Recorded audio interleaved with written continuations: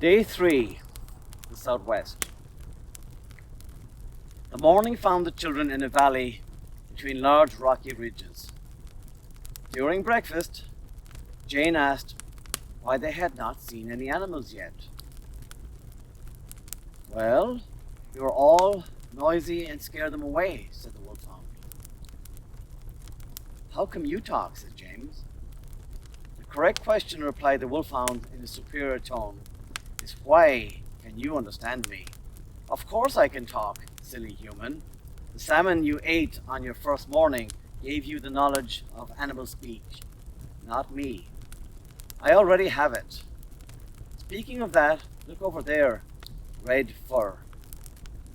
"Maybe it's the red deer," said Jane. "Let's be really quiet." The wolfhound lay down and was very still. A few moments later, a curious red fox poked his nose out of the grass. "Hello," said Susan. "We are friendly." "You might be," said the fox, "but I am not so sure about your big friend there. You'll understand if I don't stick around." And the fox slipped away quietly.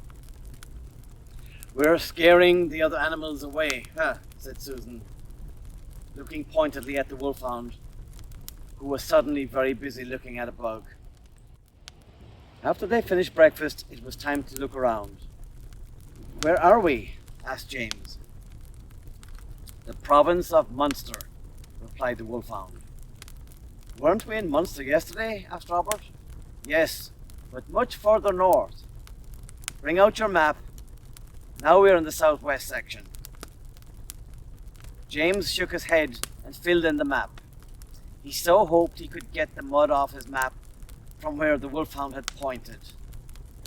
As the children explored the top of the ridge, they could see valleys and ridges in the distance. "What kind of rock is this?" asked James. "I know it isn't hexagon, but is it basalt?" "No, this is sandstone, red sandstone. When the earth was under a lot of pressure, it folded, creating the valleys and the ridges." "What kind of bird is that?" said Susan, pointing. The children looked and saw a bird about a foot tall running through the high grass.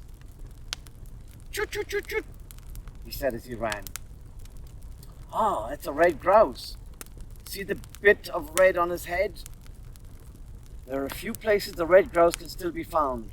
You're all very lucky. They used to be everywhere in Ireland," said the wolfhound, looking sad. "They are tasty." They continued to explore, crossing the streams and valleys. "Look at that flower," said Jane. "Ah, that's nothing," said James. "We have those at home. They are foxgloves." "Yes, those are. They can reach about 5 feet tall and have up to 75 thimbles on one stalk. But," continued the wolfhound, "the flowers Jane is looking at are fairy thimbles." "You mean flowers that are not actually thimbles?" said James with a snort.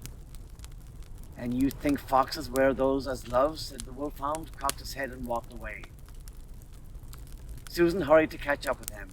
"Do either of these flowers have any medicinal value?" she said.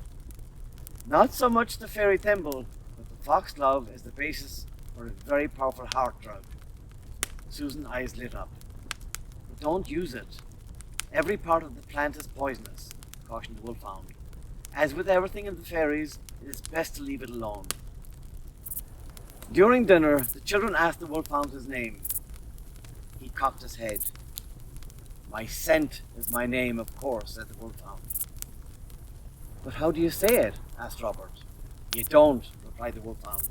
"You know it." After a few minutes of quiet, Jane sniffed Robert. "If your name was your scent, it would be, 'I need a bath.'" Susan giggled and James laughed outright. "Actually," the wolfhound sniffed, "you all need a bath. Let's look for water in the morning."